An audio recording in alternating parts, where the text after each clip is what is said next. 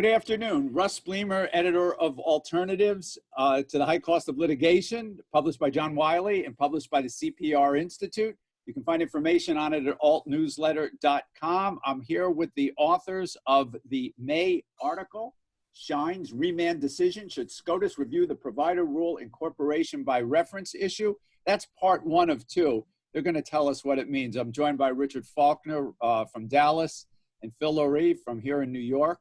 Welcome, gentlemen. Good to have you and good to see you. Thank you. Delegation clauses shouldn't be called delegation clauses. They should be called arcane delegation clauses, because every time we use the word, we describe them as arcane. This is lawyers' law for really hardcore arbitration fans, and besides being arcane, it's kind of mystical. Phil, what are delegation clauses, and why should the legal profession and arbitration aficionados care about them? Russ, good afternoon, and thank you for the question. A delegation clause or a delegation agreement is a clear and unmistakable agreement to submit arbitrability issues to the arbitrators. Now, by saying that, I understand that I probably have not simplified this much for general understanding. What are arbitrability issues? Well, they're issues concerning the scope of the arbitration clause or the enforceability or validity of the arbitration agreement. Ordinarily, those kinds of issues are for the court, not the arbitrators. That's the presumption under the Federal Arbitration Act. The presumption is reversed when you have an agreement that is clear and unmistakable that the parties wanted an arbitrator to decide those issues. It's a very important agreement, and not one that very many people really give a lot of thought to. When you agree to submit arbitrability to the arbitrator, then the decision on that issue is, like all other decisions on matters submitted to arbitration, subject only to the deferential review of Section 10A4. And basically, if the arbitrator even arguably interprets the contract, then that decision will not be overturned. So if you've entered into... Which seems fairly clear cut. We've agreed to arbitrate, we're going to arbitration, and then all of a sudden it's not as clear cut as we thought, which is where the delegation clause comes in. That's exactly right, Russ. Absolutely. Can we go over to Rick? I want to ask Rick, now that we kind of know what they are, and as amorphous as they are, why do small businesses need to know about them? What should they be concerned about with delegation clauses in their arbitration agreements? Small businesses in particular need to be concerned about this because the cost of a single domestic commercial arbitration is frequently larger than the annual profit of that business. A perfect example of what the costs can be was unwittingly provided in the DoorDash/Postmates matter. I did some rough mathematics, and if Postmates actually has to go to arbitration in all 10,500 odd cases, their estimated arbitration costs will be north of $160 million just for arbitration. I've had small business clients go bankrupt from a single AAA commercial arbitration, and sometimes the cost is totally unknown to the business. Many small businesses select arbitration clauses with business people only. There are not lawyers who are arbitration nerds like Phil and I, and presumably many of the people watching this video, who understand the intricacies of delegation clauses or what that means. And that's expected because arbitration delegation clauses come from international arbitration, where the utmost and sophisticated parties have negotiated these provisions. They're what my British friends and Oxford professors used to call bespoken clauses, for the most part, in international arbitration. That's not true here. Everybody uses the 49 or however many now famous free words, and they don't realize what they're agreeing to, and it can destroy a small business. Yeah, there's nothing bespoke about the clauses that are in these cases. The reason we're together here in the article that I gave up top with the long title is because the Shine case, which the Supreme Court decided last year, is back before the Supreme Court on this very issue.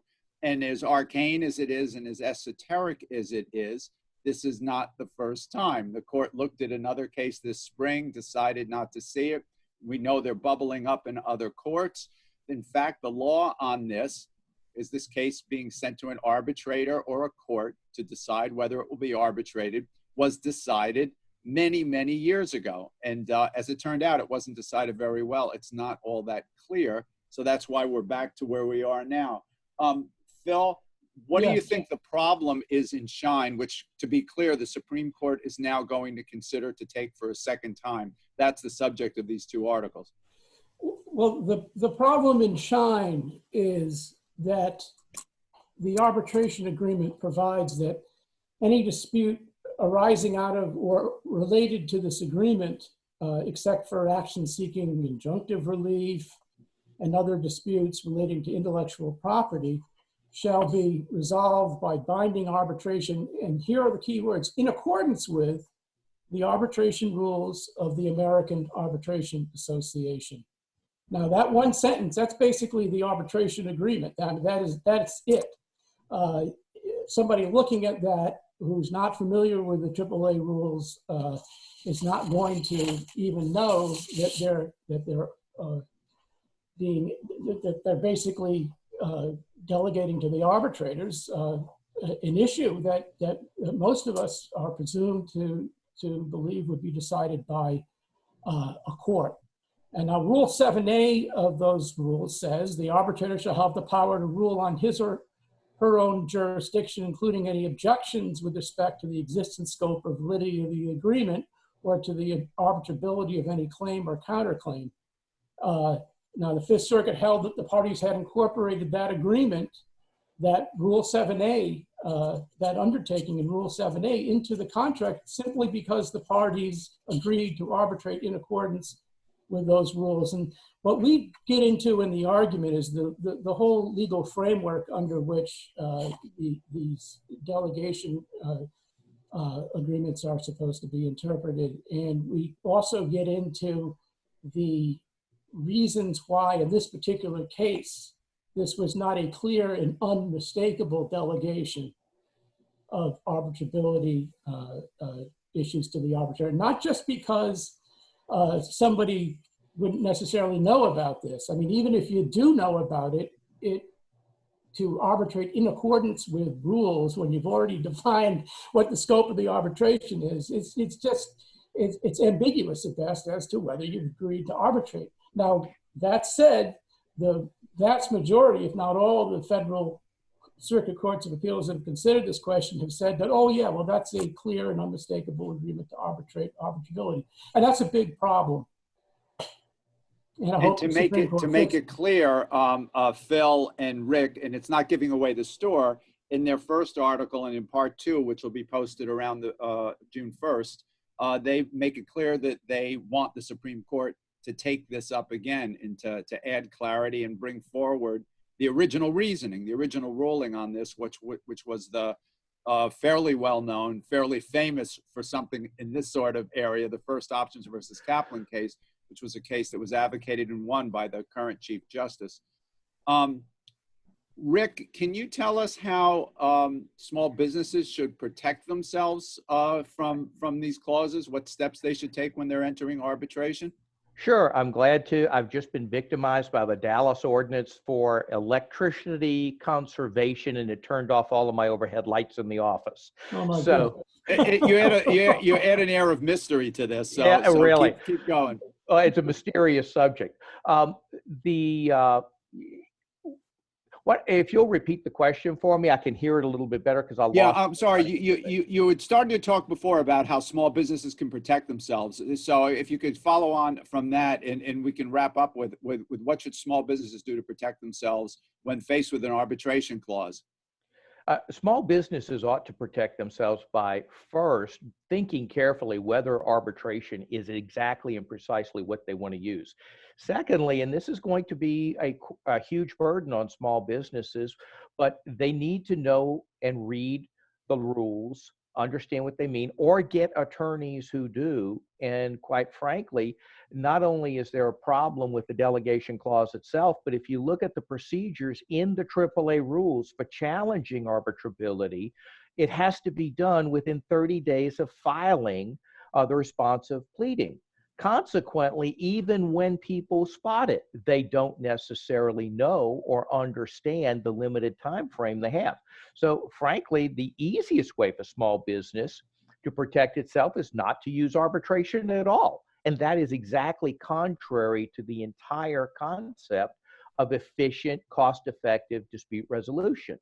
And the other problem that exists with this is no small business really expects someone who could make a heck of a lot of money to be making decisions that effectively are an open check drawn on their company treasury. That's great. We're going to have a lot more on not only the efficiency of arbitration, but also the idea that arbitration promotes a party's, can be promoted by a party's control, and it can be made more efficient by the parties themselves. Those are not just in the AAA rules, but also to throw in a plug for Alternatives Publisher, the CPR Institute. You'll see rules there. Virtually any set of major arbitration provider rules in this day and age allow parties the freedom to proceed with their control and to change the way the process goes forward. Now, at the Supreme Court, we're going to be talking about something a step prior to that. It's about the drafting issue and getting it straight with that clause when it's put into the contracts earlier on. Gentlemen, last words. You want to do a prediction if the court will take the case or not? I certainly hope the Supreme Court takes the case and will address this issue so that there can be full and proper briefing of what Justice Scalia described as this extremely arcane issue.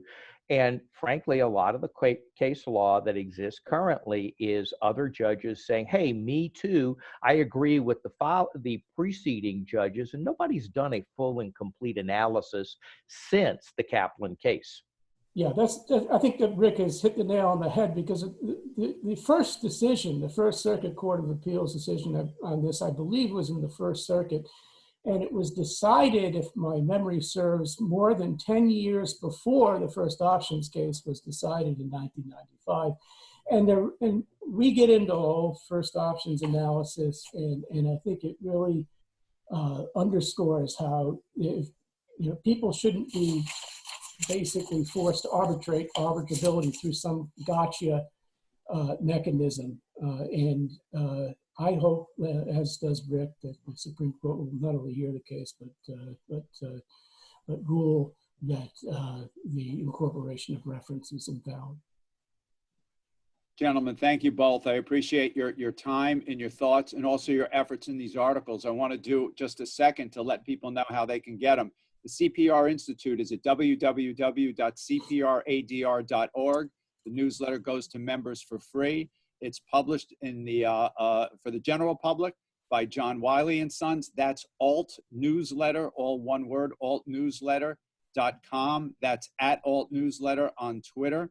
If you would like a copy, it's also available on Lexis and Westlaw as well, if you have subscriptions there.